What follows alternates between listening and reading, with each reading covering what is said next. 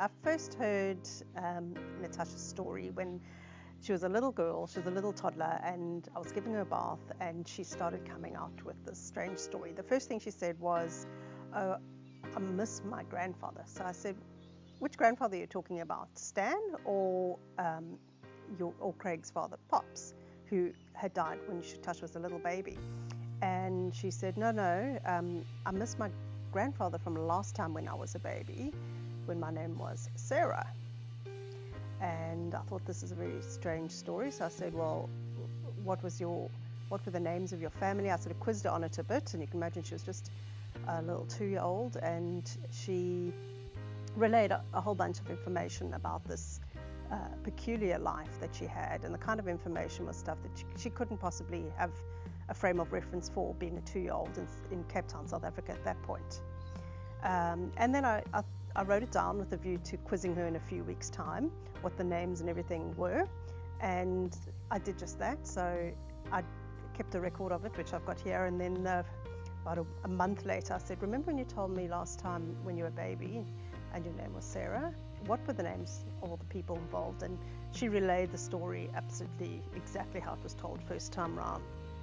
It was really fascinating. At about 2 years old, Natasha wasn't really Natasha. Natasha was somebody called Sarah or Sarah. And Natasha believed she was Sarah. She didn't talk to me, that is Natasha stroke Sarah, for I would imagine a period of at least a year. She called me Snower or Noah, some horrible, despicable man who came from the snowlands, who was terribly nasty to her mother, her grandmother, who left them, I think, most of the time without food and resources, until poor Noah or Snower, whatever his name was hit on the head with a big rock by accident, or I suspect on purpose. I'm not sure. So Natasha, my daughter, and I had a very interesting relationship from period of her being 2 to, I would say, 2.5 to 3, because she was absolutely adamant that I was some offspring or relation to Noah or Snow, or at the very least I was a male, and she hated males for what they'd done to her in her other life in the snow. I certainly didn't believe in past lives before. I must say I really didn't believe in them. I was very cynical about that. But after witnessing Natasha, her stories, the elements of her stories that had no other way of getting into her little brain than through a real experience of that world, and now I pretty much am a believer now. Before she even told the story, because she was talking very well at about 18 months, she used to repeatedly say the name Sarah or Sarah. Sometimes it was one, sometimes it was the other. And she used to call her dolls that, and it was one of the first words she spoke. We thought she just really liked the word. But so this was in 2001. She told us, and this is how I wrote it down at that time: "Last time when I was a baby, my name was Sarah. My mummy's name was Zenia, and my daddy's name was Snower. These people are so very far away now. I think they are in heaven. My daddy was a yucky man. He drove away and blocks fell on him. He never came home. He left us all alone. My grandma's name was Nena, and she went blind in her eyes." And I remember I asked Tash then, "What does it mean to go blind in your eyes?" And she said, "Oh, the color of Nena's eyes went like a bluish white." And I thought that's interesting. It sounds like cataracts. She went on to say she went to lessons and they had to wait for the teacher to always finish her lunch.